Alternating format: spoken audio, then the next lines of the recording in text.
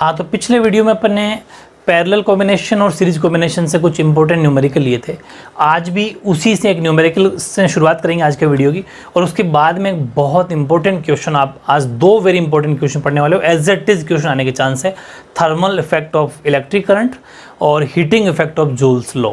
ठीक है, मतलब कि जूल का तापन नियम और इसका आपके विद्युत धारा का तापीय प्रभाव। वेरी इंपॉर्टेंट दोनों इफेक्ट आपको आज के वीडियो मिल जाएंगे। और ये न्यूमेरिकल से शुरुआत करेंगे मैं हर वीडियो की, ताकि थोड़ा अच्छा रहता है मैथ्स की तरह। ये न्यूमेरिकल ये कहना चाह रहा है, ये डिफरेंट है, वैल्यू वही है लेकिन न्यूमेरिकल डिफरेंट है। वही तो मैं कहना चाह रहा हूँ, न्यूमेरिकल सारे करवाऊंगा मैं आपको हर टाइप के, चाहे उसके बाद कुछ ही मत पढ़ना भले आप, उनसे बाहर में कुछ नहीं जाएगा जो मैं करवा रहा हूँ, उसके बाहर कुछ जा ही नहीं सकता। मैं सारे टाइप आपको इसमें इंक्लूड कर दूंगा। ये क्वेश्चन है, वही 1, 2, 3 ओम के 3 रेसिस्टेंस प्रतिरोधों के संयोजन से प्राप्त आपको अधिकतम और न्यूनतम, मतलब हाईएस्ट और लोवेस्ट रेसिस्टेंस बताना है, अधिकतम और न्यूनतम प्रतिरोध बताना है। अब ये बहुत बड़ी बात होगी, मतलब कि इसके अंदर ना तो कोई डायग्राम बनाने की जरूरत है, ना ही कोई इसमें बैटरी उसने दी है, कुछ नहीं दी। सीधा इतना पूछा कि ज़्यादा से ज़्यादा रेसिस्टेंस कैसे निकलेगा, कम से कम रेसिस्टेंस कैसे निकलेगा, मतलब रेसिस्टेंस का मतलब प्रतिरोध। तो एक बात को हमेशा ध्यान रखना, जब भी आपको रेसिस्टेंस निकालना हो, हमेशा कितना हाईएस्ट। तो हाईएस्ट के लिए एक बात बताऊं मैं आपको, बहुत बड़ी बात है, हाईएस्ट रेसिस्टेंस। पहले पूरी बात को समझो, ये ऐसे क्वेश्चन आ जाते हैं जो आते हुए भी नहीं हो कर पाओगे, इसलिए इन बातों की बारीकियों को जानना बहुत ज़रूरी है। अधिकतम प्रतिरोध, अधिकतम प्रतिरोध के लिए हमेशा आपको सीरीज कॉम्बिनेशन करना है। तो फिर सुन लो पूरी बात, कि जब भी आपको अधिकतम निकालना हो तो सीरीज कॉम्बिनेशन का मतलब श्रेणी क्रम संयोजन। हमेशा कौन सा संयोजन या कॉम्बिनेशन लेना है? श्रेणी क्रम संयोजन, सीरीज कॉम्बिनेशन आपको लेना है जब भी आपको हाईएस्ट रेसिस्टेंस निकालना हो। तो हाईएस्ट रेसिस्टेंस का मतलब R equals to, series combination का मतलब आपके पास क्या क्या है, R1 लिख लेते हैं थोड़ी थ्योरी, 1 ओम, R2 2 ओम, R3 3 ओम। ये लिखने के बाद फिर आप लिखेंगे हाईएस्ट। हाईएस्ट रेसिस्टेंस का मतलब कैपिटल R डिनोट कर लेते हैं, वैसे इनको R1 R2 लिख दिया। तो सीरीज कॉम्बिनेशन का मतलब तीनों को एक ही लाइन में जोड़ना, तीनों को एक लाइन में प्लस करना। मैंने आपको बहुत पहले बता दिया कि श्रेणी क्रम संयोजन मतलब एक ही लाइन में ऐड करना होता है। तो ये आपको पहले ये उतारना है, फिर ये उसके नीचे ये। मेरी बात समझ में आ गई? तो R इक्वल्स टू 1 + 2 ओम + 3 ओम, यानी कि R की वैल्यू क्या आ गई, 2 3 6 ओम। तो ये हाईएस्ट, मतलब कहने का कि आपको 3 रेसिस्टेंस दे रखे हैं, इनको कैसे जोड़ूं, कैसे ऐड करूं कि ज़्यादा से ज़्यादा रेसिस्टेंस मिल सके। तो हमेशा इससे ज़्यादा आप कॉम्बिनेशन, इस कॉम्बिनेशन से इससे ज़्यादा कभी भी रेसिस्टेंस यानी कि प्रतिरोध नहीं निकाल सकते। हाईएस्ट 6 निकाल सकते हो।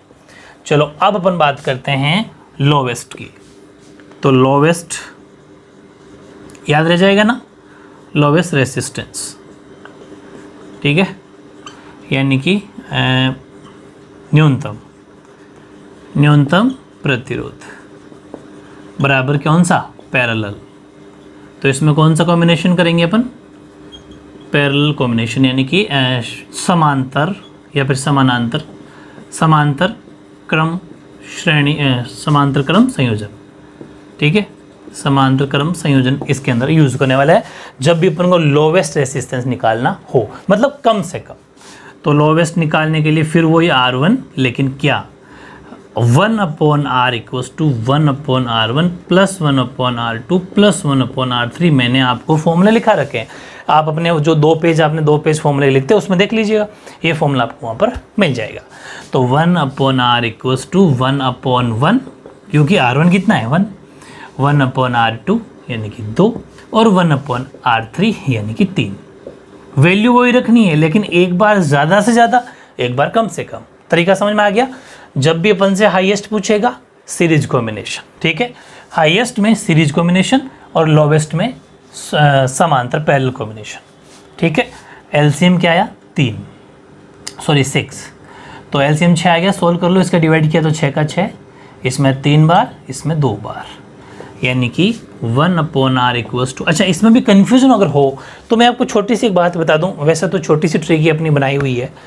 हनी सिंह H और S बस ऐसे ही अपने ऑनवर्ड्स में बना रखिए, ऐसे कोई बड़ी बात नहीं है।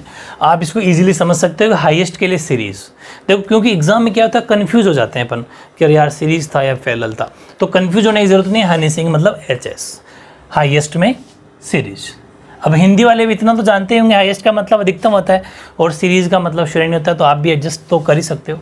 ठीक है, ओके। और हाँ 1/r इसका एलसीएम हो गया तो 6 3 9 तो 11, 11/6। क्रॉस मल्टीप्लाई करोगे तो r ऊपर नीचे हो जाएगा, मैंने कहा था, यानी कि यहीं पर भले आप ऊपर नीचे कर दो, 6 ऊपर 11 नीचे, या फिर इसको इधर ले आओ तो r उधर चला जाएगा, बात एक ही है। तो कितना आ गया 6/11 ओम। ओम लगाना मत भूलना भाई, ओम तो ज़रूर लगाना। तो न्यूनतम रेसिस्टेंस तो निकल के आएगा, न्यूनतम प्रतिरोध तो निकल गया 6/11, और हाईएस्ट रेसिस्टेंस यानी अधिकतम प्रतिरोध निकल के आएगा 6 ओम। बहुत ज़्यादा इंपॉर्टेंट है, इनको आपको लर्न करना ही पड़ेगा, इस मेथड को। इन दो बातों को याद रख लेना कि अगर लोवेस्ट पूछेगा, कम से कम पूछेगा तो हम समांतर क्रम में जोड़ेंगे, और ज़्यादा से ज़्यादा पूछेगा तो हम श्रेणी क्रम में जोड़ेंगे, इनके parallel combination and series combination. ठीक है, ये वेरी इंपॉर्टेंट न्यूमेरिकल था। और अब अपन शुरू करते हैं वेरी इंपॉर्टेंट 2 क्वेश्चन। अब एक वेरी इंपॉर्टेंट क्वेश्चन लिखो आप, विद्युत धारा का तापीय प्रभाव लिखिए। राइट द, यहाँ से शुरू करना मैं इंग्लिश वाले, right the thermal effect of current.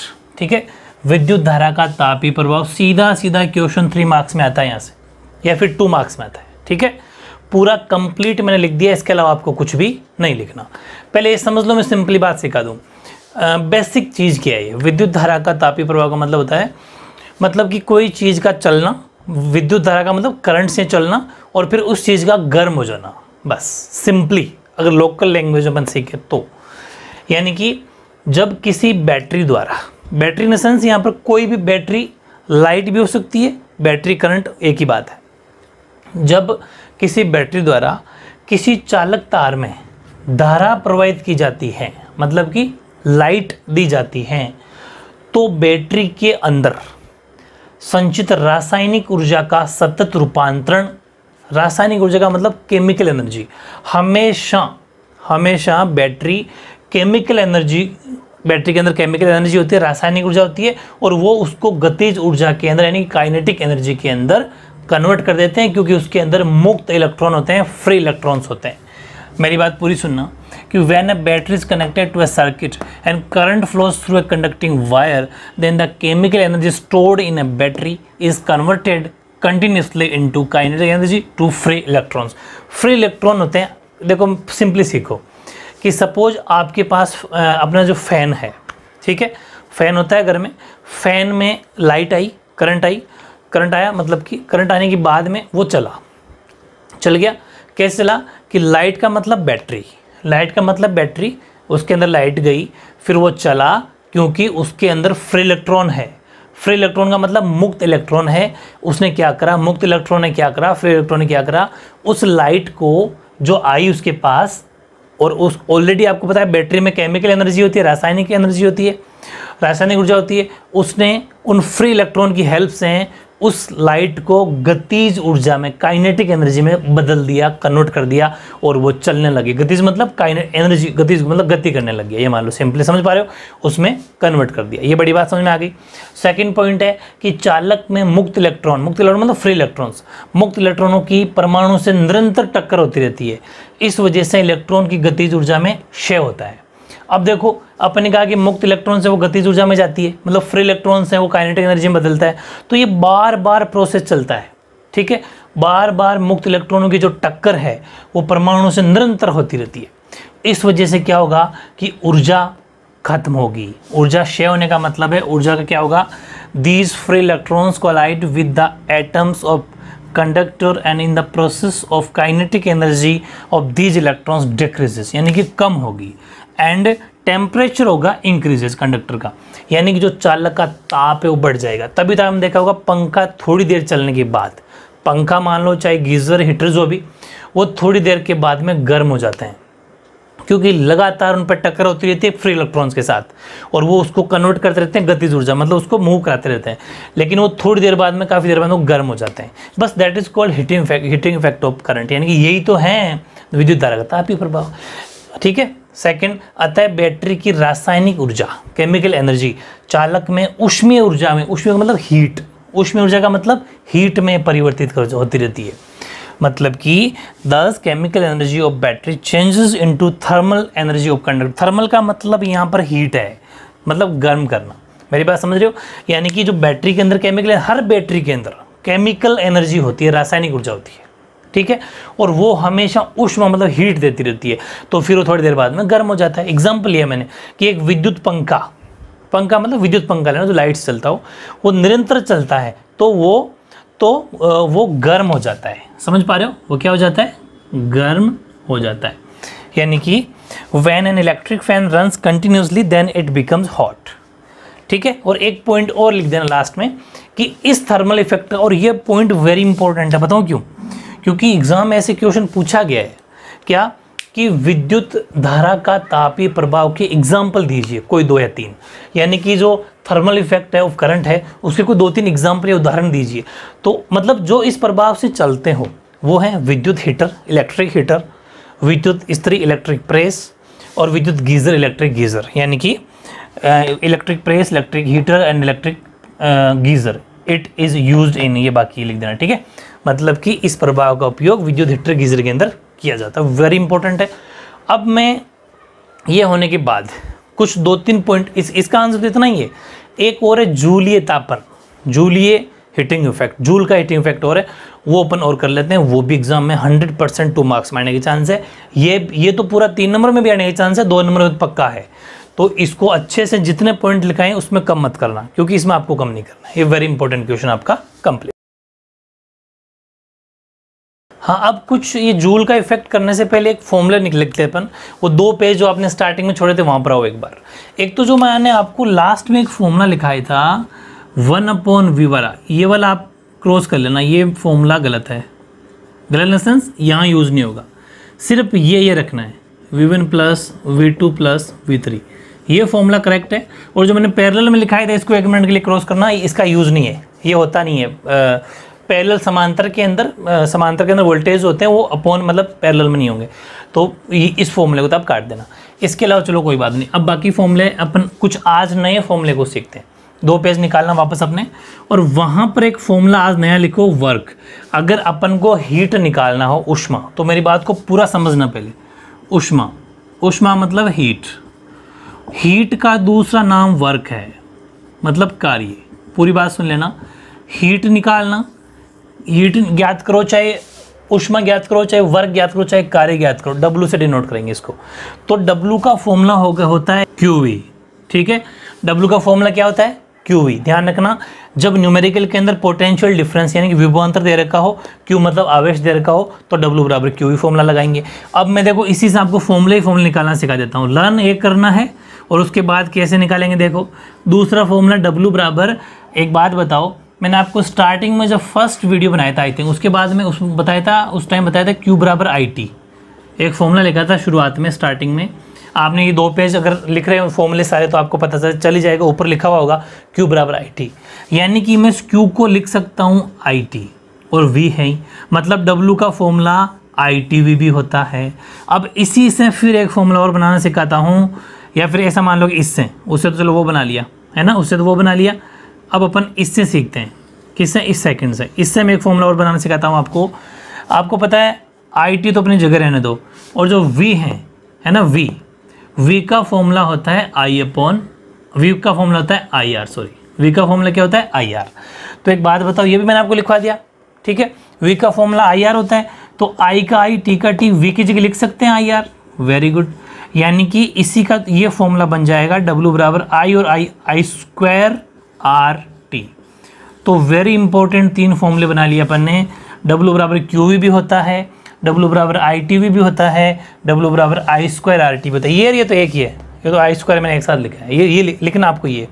तो मतलब कितनी इंपॉर्टेंट फॉर्मूले अपने निकाल लिए। ये तीनों फॉर्मूले आपको लर्न करने हैं। वो जो 2 पेज आपने छोड़ रखे हैं, मैं आपको रोजाना बोल रहा हूँ, वहीं पर इन फॉर्मूलों को ऐड करना है। लेकिन एक बात सुनो, इससे एक फॉर्मूला और सिखाता हूँ। जैसे आपको क्वेश्चन, अच्छा आप ये सोच रहे होंगे एक फॉर्मूले लगाने कब है? जब न्यूमेरिकल करेंगे तो Q और V की वैल्यू देगा तब ये लगा देंगे, जब ITV की देगा तो ये लगा देंगे, या फिर इन चारों में से कोई 3 के देगा तो ये लगा देंगे, मतलब इन चारों में से कोई देगा तो लगा देंगे। जैसे अपने पास R हो, T हो, I हो तो W का ये लगा देंगे, अगर R नहीं और ITV हो तो ये लगा देंगे। मेरी बात समझ गए? ओके। अब इससे निकालना सिखाता हूँ क्या, कि इससे फॉर्मूले तो 3 ही है, लेकिन आई सेपरेट अगर निकालना हो तो यहाँ बच्चों को दिक्कत होती है, वो बता देता हूँ आज, कि डब्ल्यू अपनी जगह ही है, ये आर टी आई स्क्वायर के साथ मल्टीप्लाई में है, तो जब इनको इधर लाएंगे तो आर टी आ जाएगा बटे में, अपॉन में, ये आई स्क्वायर। और आपको पता है एक प्रोसेस और चलाएं अगर इसकी, तो आई स्क्वायर और स्क्वायर हमेशा किस में जाता है, रूट में, तो W upon R T, formula क्या बन गया, आई का, क्योंकि जो स्क्वायर था वो रूट में चला गया। तो ध्यान रखना जब अपन को आई निकालनी हो तो कंफ्यूज मत होना, कभी कभी फॉर्मूले भी बना के दे देता है, वो पूछ सकता है, मैं थोड़ी लेवल की बात करता हूँ, पूछ सकता है कि क्या ये सही है, तो कन्फ्यूज होने की ज़रूरत नहीं है, इसी का नया रूप है, ये रूट में चला जाएगा क्योंकि स्क्वायर की वजह रूट में जाती है। और इससे भी न्यूमेरिकल करवाऊंगा मैं आपको, इससे भी न्यूमेरिकल अपन करने वाले हैं जल्द। तो ये फॉर्मूले भी आपको उन 2 पेज में उतारना है और इस फॉर्मूले को काट देना बस, इसका यूज़ बाद में बताऊंगा मैं आपको। तो ये वेरी इंपॉर्टेंट फॉर्मूले आपके कंप्लीट। हाँ, तो फॉर्मूले लिख लिए होंगे तो नेक्स्ट क्वेश्चन लिखो आप, वेरी इंपॉर्टेंट, लेकिन बहुत ईजी है, 2 मार्क्स मिलेंगे फ्री फॉरवर्ड की, मैं ये मानता हूँ, इतना ईजी है क्वेश्चन। में एग्जाम में क्वेश्चन आएगा, right the joules law of heating. पीछे वाला कौन सा पढ़ा, वो पढ़ा था अपने हीटिंग लॉ ऑफ करंट, ये है जूल्स लॉ ऑफ हीटिंग। और सुनो दूसरे में जो अपने डब्ल्यू से दिखाए थे ना फॉर्मूले, वो डब्ल्यू का मतलब एच यानी हीट ही है, समझा दिया था मैंने आपको, ऊष्मा, ठीक है। यानी कि जूल के तापन नियम लिखो क्वेश्चन ये।